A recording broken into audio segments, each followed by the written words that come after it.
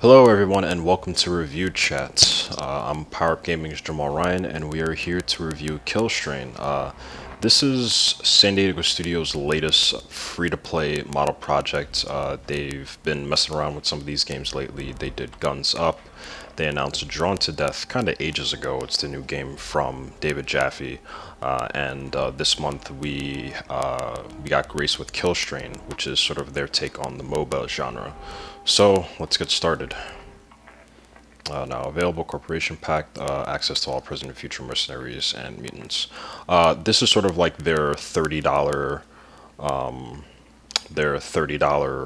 price tag on the game, so you can play this game for free, which we'll talk about kind of towards the end of the review. If you don't want to play around for free, you can just buy all the characters and it'll give you access to all present and future. A lot of MOBAs kind of do that, like Smite does that, and I know like some other games in the genre does that kind of thing. There's a maintenance coming, blah blah blah. Here's a mission, so we'll talk about that in a little bit.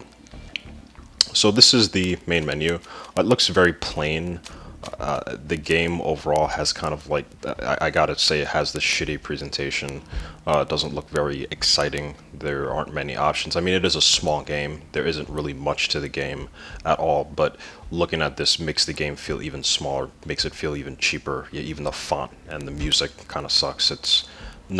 It doesn't really speak to me as a game that's really worth putting money into. And I'm gonna kind of go on a little rant.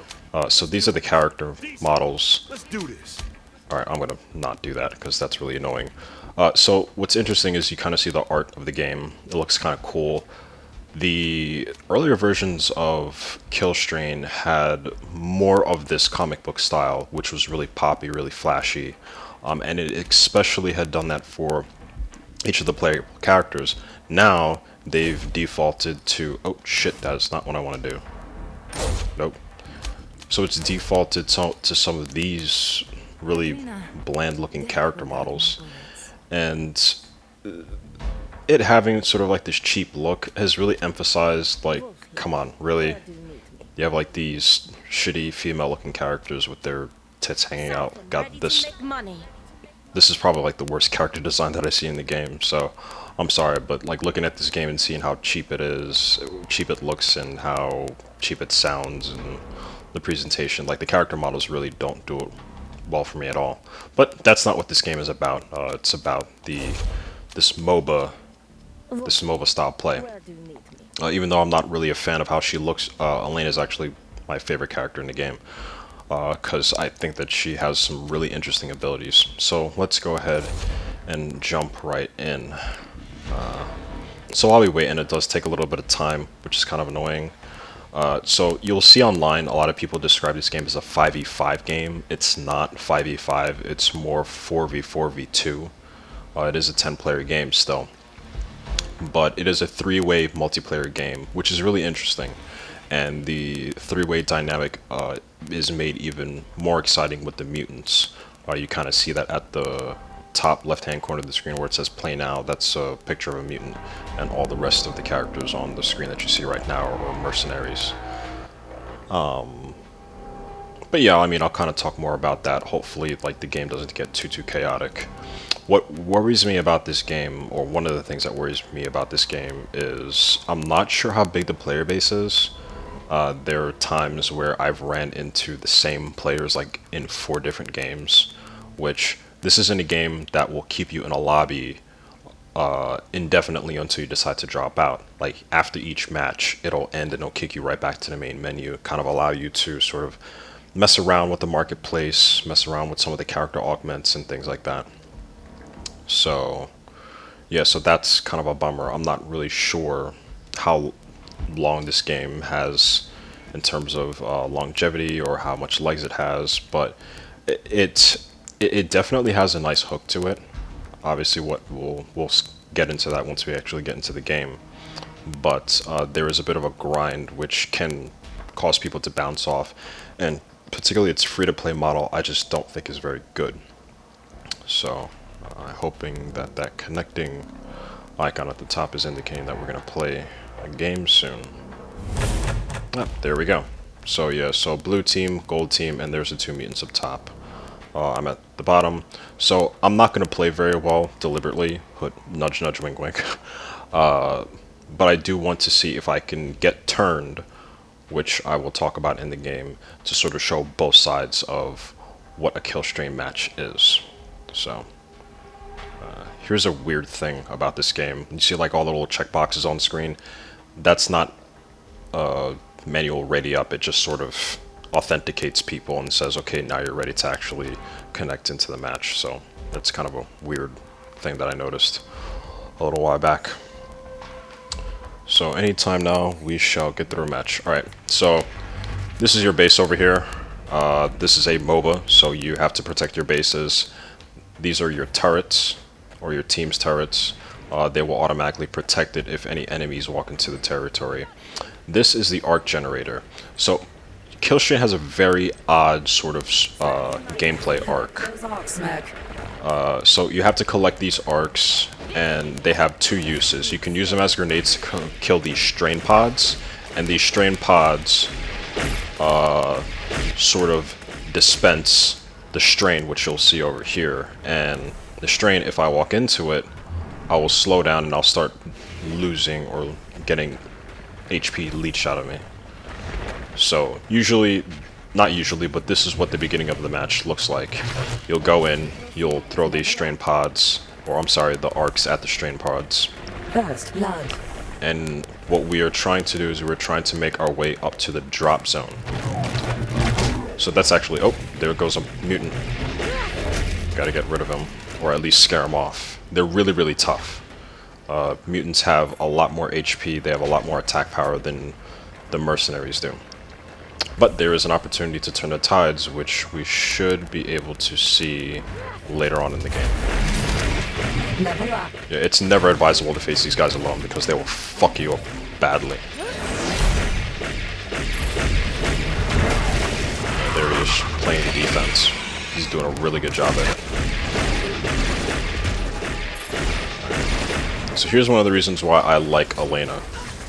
So she has this energized perimeter, which has it has a lot of utility in this game.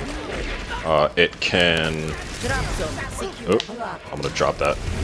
Fuck, I better get out of here. I'm in a bad position right now. Help. Alright. So that energized perimeter has a lot of utility. It can heal Elena, but at the same time, it can drain the HP out of any enemies that are caught inside of it. It can... any enemies that are caught inside the energized perimeter cannot leave unless they have a leaping ability, which is sort of like this. Some have like a charge attack that if they can't get any verticality, they won't be able to get out of the energized perimeter. It's a nice way to entrap enemies, but also because a lot of this game is you sort of running away from enemies. So if I can, let me see if I can successfully do it here. Okay, so now he's trapped inside of there. So if I'm at low health and I'm trying to escape him, I can GTFO by dropping the energized perimeter, leaping out of there, and then continuing on my way. So that's a really good escape strategy that she has, or that you can use with Elena. So you're hearing the announcer saying drop off those arcs. So what the arcs do is, you saw me use them as grenades to destroy the strain pods, but the second function is actually to... Oh, okay, the other team is actually getting ahead of us. So once we capture that drop zone that I tried to capture earlier, the drop zone accelerates the turret upgrades, the turrets that I pointed out at the beginning of the match near the home base, and it also speeds up the rate in which your mech will become available. And that is a way in which you can turn the tides of battle. So yeah, I love doing this to sort of hold down the drop zone, and then I can just continue on after capturing it.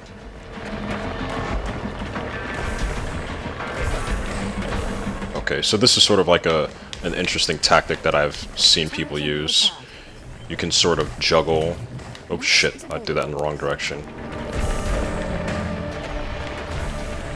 You can sort of toss two of these at the time, or you can toss them to teammates. Oh jeez. Okay, yeah, she's trying to come after me. I see, so that person actually just turned into a mech suit, which is really cool. So actually, what happens with me is whenever I... Uh-oh, she's in trouble. Okay, so whenever you... So the arc generators will defend themselves with that laser that you see. So it's always a tactic that you'll see players use whenever they're being attacked. They sort of flee to the arc generator, so that the arc generator starts firing at them with their laser or their turrets. So I usually try to sneak past these guys. Yeah, this guy is actually getting a little busy. Oh, yeah, but there's two of us now, so we could fuck him up. Alright. Oh, I killed that guy. Alright, so whenever I get a mech suit, I immediately go to their base and I start hammering away at their turrets. Because, this being a MOBA, the goal of this game is to destroy the enemy base.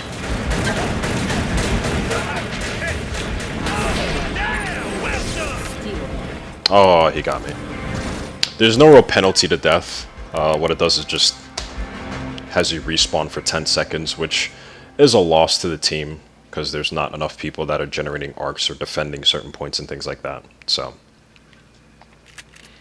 usually what I do is whenever I get a mech suit, I run over to the team's base and I sort of chip away at their turrets, because once I've destroyed at least 2 of their turrets on one lane, I can make my way over to the enemy base and start carving away. And I will not be able to destroy their base on my own, but it at least carves a path to the enemy base so that other teammates can go in with their mech suits and do some serious damage.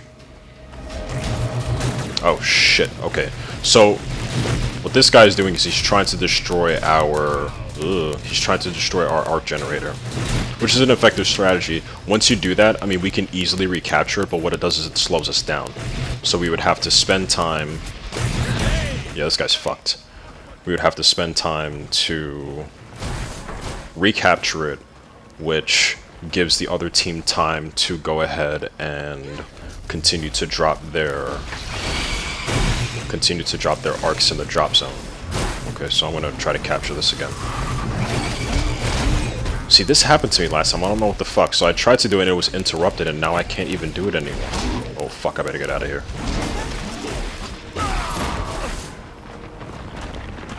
Okay, so we're about 12 minutes. At some point, I'm actually gonna try to play shitty and get myself turned.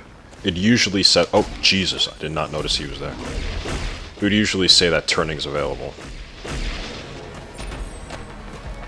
Okay, he's running away.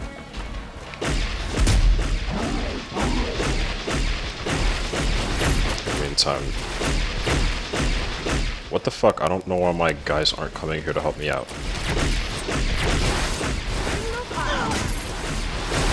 Hey guys, I could definitely use your help.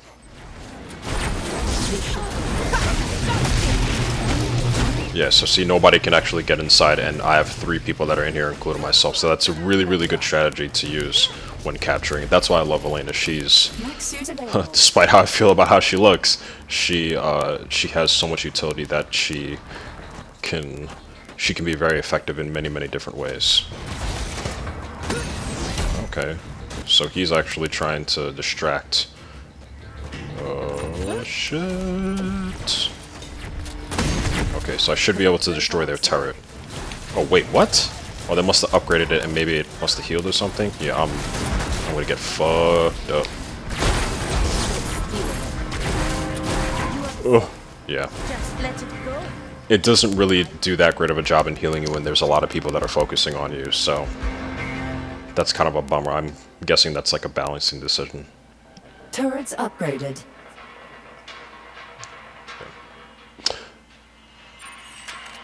So just to point out some details for you guys. So at the bottom left-hand corner of the screen that I'm pointing at right now, that's the map, obviously. It is only one map, so it's kind of like League of Legends where there's only one map that you play, but that one map has a lot of dynamics to it, and it's reliant on different characters and the different systems to... Oh, shit. What is this fucker doing here? Oh, he's trying to... This fucking guy is trying to attack our turret. Yeah, bad news bears. So he's trying to go for the same thing.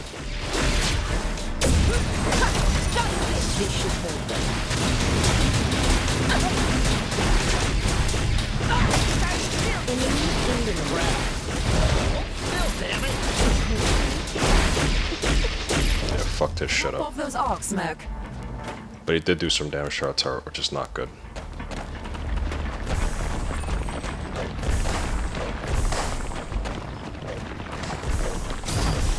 Level up. I don't even think that the devs actually meant for this strategy to happen, but it just kind of... People just started doing it.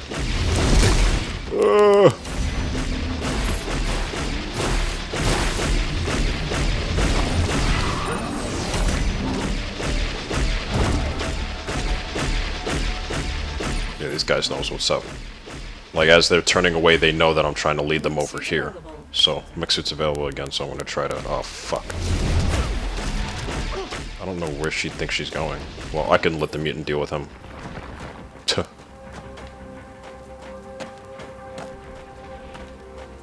What's going on with my team? Oh, jeez, yeah, one of my teammates got turned. Fuck, okay.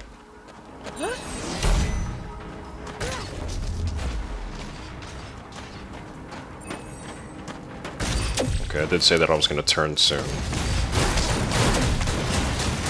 Oh, shit. She's got the right idea. Oh, no! I didn't realize he had one, too. Fuck me. But I'm gonna try to help him out. Ah! Well, nice. She destroyed the turret. Turrets upgraded. Alright. Alright, so I'm actually gonna try to get one of the monsters to turn me so I could show some monsters. I keep calling them monsters. Mutant. I want to show some mutant gameplay.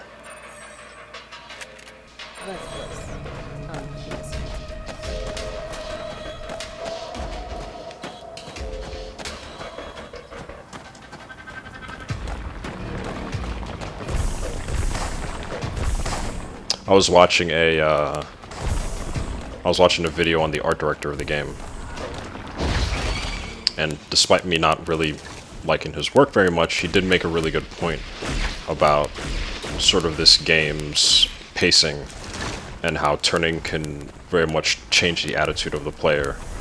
So whenever I get turned, I'm like, fuck! Like it's such a significant moment in the game where it's very dramatic, where you're just kind of like, oh my god, I really don't want to get turned, I really don't want to get turned. And the monster also has to position themselves in a very specific way. So it's rewarding for the... I keep calling them monsters. It's rewarding for the mutant, but it's devastating for the player. And it's so devastating that you get so pissed off. And for me, I always have that sort of second where I'm just like, man, I wanna fucking fuck these mutants up. Like, I hate these mutants for turning me. But then you realize it's like, okay, you have a job to do, you're now on their side. So I'm actually going to get closer to the strain so that maybe this guy could drag me. Come on. Oh, he doesn't have a drag. That sucks. I think I could actually tell if he has the ability to drag or not. So, fuck it. Alright, I'm not going to waste my character. If I don't get monster gameplay, I'm not going to run another game, because what's unfortunate is you can have the chance of playing as a monster by either getting lucky and being on the monster team, or if you just happen to get turned. The game does not give you an option to choose teams, unfortunately. So, maybe I'll pay a little bit more attention to... Oh, there's a mutant over here for sure. But he does not have the turning ability, so I'm not even going to waste my time with him. I think you could tell whether or not he can turn by looking at the little orange highlight around his health. If it were to be completely full, that would indicate to me that he can actually turn. But man, these mutants are actually wreaking havoc. Oh jeez. They're fucking that other team up. Yeah, I fucked up big time. Okay, buddy, I'm done. So I'll talk about the monsters or the mutants in the meantime. So the mutants' goal, where the mercenaries, they have to destroy any one of the bases, right? It could either be the opposite mercenaries base, which in that map that you see at the bottom, it's the blue one for me, or they can go for the mutant space, which is the red one at the very top of the map. So that's the objective for the mercenaries. For the mutants, their primary objective, they can go ahead and destroy bases, but really their primary objective and what indicates that, or what actually gives them a win, is by contaminating the entire map with the strain. And if you look at the map at the bottom corner of the screen again, there's a lot of red, which means that they're winning. So that's really what the monsters do. Once they get enough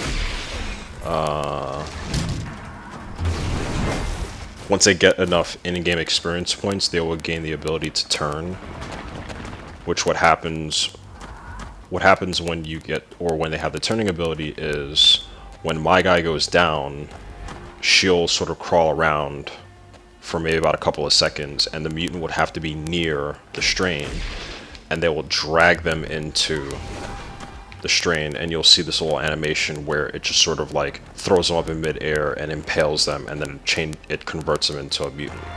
So it's sort of like infection modes in a lot of first-person shooters that we see, but it has a lot more meaning in this game because of the balance dynamic between having strengths and numbers. Level up. So let's see what's going on here. Oh, here goes this fucker over here trying to mess with our shit. Yeah, he doesn't have the ability to turn either, so I'm not gonna waste my time with him. Yeah, so usually when this happens, you kind of have to play defense by throwing these these arcs at the strain.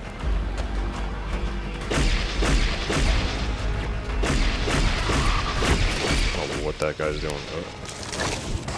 I don't know why I just did that. I just helped that team out by doing that. Alright, I should follow my teammate. Asshole. Oh, dude, you're going for the wrong thing. What are you doing? Gotta go for the fucking turrets, man.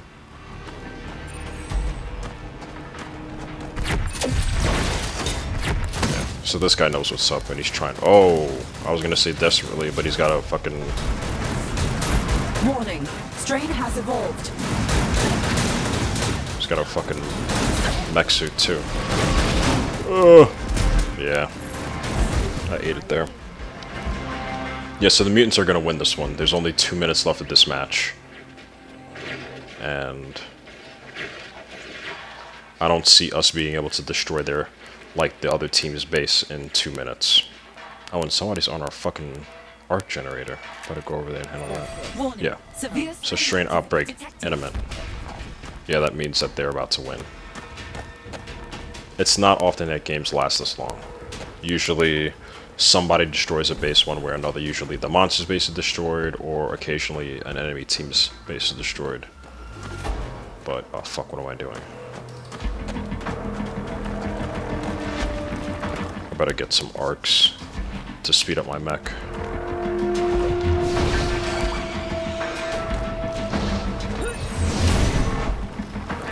I gotta admit, I don't exactly know why the strain is looking all crazy and shit.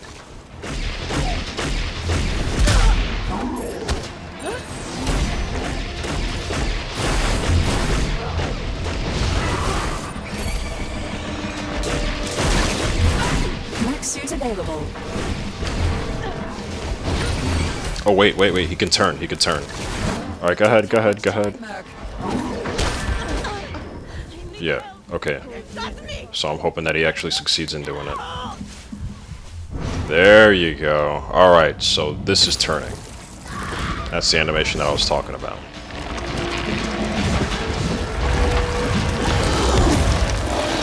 Okay, so now I'm a mutant, right?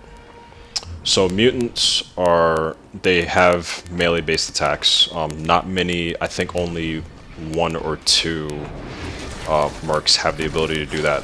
I can drop the strain, and what it does is it makes me a little bit invisible, while at the same time it actually increases my speed.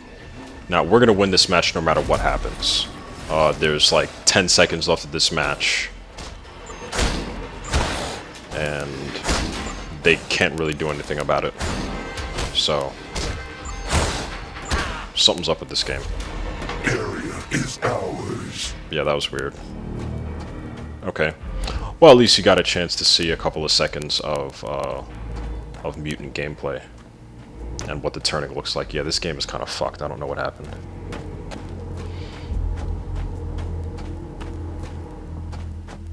Fucking dancing over there.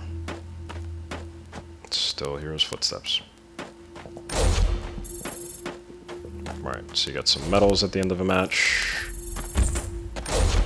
I got 80 silver dollars, which isn't really that much. Usually when you do well, you do get between like 100 and 200. So, speaking of which, mission complete. So I got 140. So let's talk about this being a free-to-play game, right? So at the beginning we talked about how there's the corporation pack, which unlocks all mercs, present and future. It's actually not all mercs and mutants. So you'll unlock basically all current characters and future characters. So then you got these augment packs, right? And we'll talk about that in a little bit. Basically, they're almost like your generic random packages that have prizes inside. In this game, they take the form of augments. They are abilities in which you can... Actually, let me just stop trying to talk about it and actually show you what they are. Okay, so loadout. Okay, so these are masteries, which I'll show off in a bit. So these are the augments that I was talking about. So these abilities, they have to be triggered by certain actions. So you'll see in this one it says kill a merc, and then it awards 30% less mobility cost, and the duration is for about 120 seconds. Here's another one, I could kill a merc, except this time my cooldowns get decreased by 60%. So stuff like that, right? There's health-focused ones, mobility-focused ones, damage, ability, utility, stuff like that. Okay, and as you level up, you will get more slots. Right now I only have 2 because I'm only level 24, but at level 33 I'll get a 3rd, at level 50 I'll get a 4th. So these are the masteries. And what the masteries do, each character has 2, 4, 6, 8 different masteries. And usually there are about 2 masteries per ability. And what they do is they sort of increase the effectiveness of each ability in 2 different ways by incremental percents. So it says the flamethrower now slows the enemy by, X amount of whatever metric that they're using over there. And then over here it says increase the damage over time of the flamethrower by 20%. So yeah, so it has that, and in order to upgrade them, well, you first have to purchase it, and once you get one that's purchased like this one, you'll upgrade, and that costs silver dollars. So going back to what you saw at the end of the match, only got 80 silver. This is 450. This is just one mastery, right? So going back to the marketplace, you can see that these cost 500. So if you're not that great of a player, it will take you some time to actually grind and get a number of these. You see over here it says gold. That's actually, it awards you with 100 gold automatically at the beginning, but then in order to get that, I would need to spend real money, right? So this is where the free-to-play model comes in. So let's actually go to the character screen. So you're not able to see it here because... Let's do this. Let them talk shit for a minute. You're not going to see it here because I've actually purchased a corporation pack, but these characters cost a lot of fucking money. Diesel is the first character in the game. He is playable, but he'll be the only playable character once if you don't spend a dime on this game. You can grind up and eventually get Sylvan, He costs about 4,000 silver dollars. By the time you get to Vincent, it's going to cost you 6,000. And I've been playing for a little while and I've only gotten up to 1320. So I was able to get up enough to unlock this guy. And by the time I depleted 4,000 silver, I was just like, fuck, I'm not going to play this game for like another 4 hours in order to grind up enough money to unlock this character. And he's just a third out of 10. So I just said, fuck it, I'm just going to go ahead and buy the game. Or buy the character packs. So yeah, so overall, Killstrain is a solid MOBA. It has a very interesting dynamic where you have this three-way system between the two teams of two teams of mercenaries and the mutants. The mutants' ability to turn definitely changes the tide and it makes things a little bit more spontaneous. The sort of arc juggling that you do by, tossing arcs at train pods and then dropping them in the drop zone in order to increase your turret's defense, increase your rate of getting the mechs is certainly an interesting dynamic within the game. And it does have a lot of replayability despite the fact that it's only one map. But the thing that really kills this game for me, and you'll see on the site that I gave this game a 7.3, which is a good score. I'm not saying this game is bad, but the free-to-play model really kills the experience for me. I've actually been spending a lot of time playing Halo 5, which we should be putting up a video very soon, and that game is one of the better models of free-to-play or microtransactions that I've ever seen, because I'm constantly playing a game and I'm constantly getting rewarded. Right, I'm either getting rewarded with a fair amount of requisition points so that I can go ahead and unlock requisition packs, which gives me a ton of cool shit. I mean, like, yeah, they're like throwaway dispensables or consumables, but I'm able to unlock enough of them that I don't feel like I'm being punished, right? And if I want to go ahead and drop money on it, I can do that. But guess what? I've never spent a fucking dime in Halo 5 because it does microtransactions right. This game, unfortunately, and I know that it's apples and oranges, although Warzone mode in Halo 5 is kind of like a MOBA. But in this game, the microtransactions I don't think is very good because it makes me feel as if I'm grinding for way too long in order to get shit that I want to get. So, that's Killstrain in a nutshell. Be sure to like, subscribe, check out our videos on Power Up Gaming, our YouTube channel. Check out powerupgaming.co.uk where you can check out our news, reviews, videos, and all that stuff. So, Power Up Gaming's Jamaal Ryan, and we will see you very soon.